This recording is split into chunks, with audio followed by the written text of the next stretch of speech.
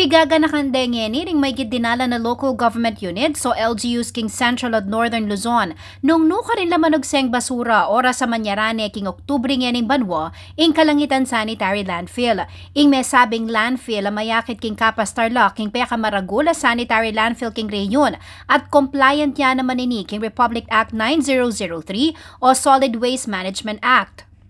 Aparte king kayawsan king national government ang mamilatan king pisasabyan at inyamurin kanong aliwang gagawan ang City Environment and Natural Resources Office ning San Fernando, Pampanga bang mabawas ing karelang problema king basura. Ngayon natin nakikita ano ang epekto ng pagdami ng basura sa continuous na waste generation, di ba?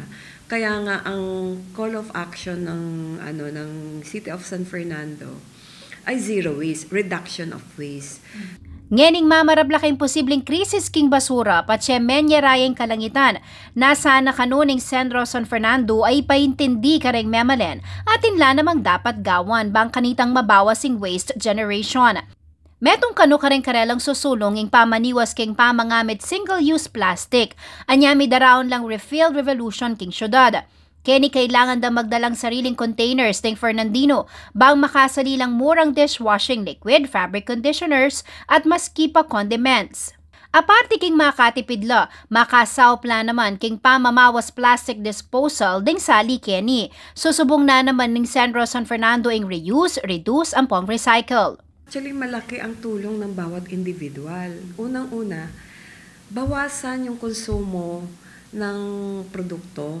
Halimbawa sa damit, papansinin mo, yung uso ng 1990s, bumabalik. Pwede mong i-recycle, halimbawa yung plain, lagyan mo lang ng raffles, ganun ba? Kaya be mo naman kareng dapat bantayan kanu kareng daratang nga panahon, ing electronic o e-waste. Halimbawa, sa kabataan cellphone, may cellphone ka, gumagana, Android naman, may bagong lumabas na model, magpapabili. Paano ang waste management sa electronic? E-waste. Inyang panahoning pandemya, may usula naman ring online selling platforms. Hanggang ngeni, kerakalan tatangkilikan pa mo rin ng pamanyali online. Maralas, isong de-deliver dala reni, paka-plastic la naman.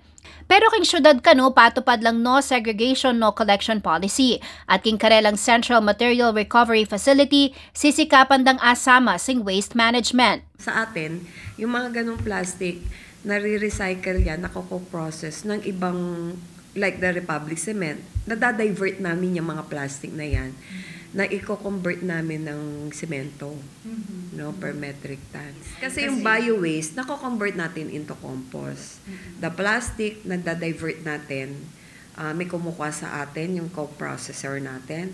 Pero talagang residual waste, like yung mga waste galing ng CR, yung mga sanitary napkin and all, that is considered residual waste na talagang hindi na mapapakinabangan. That the final disposal is the sanitary landfill.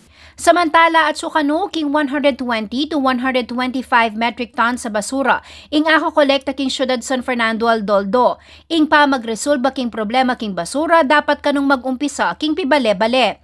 Ban-a panagumpen ini, disiplina at istong pamanugali king pamag-manage king basura ing kailangan.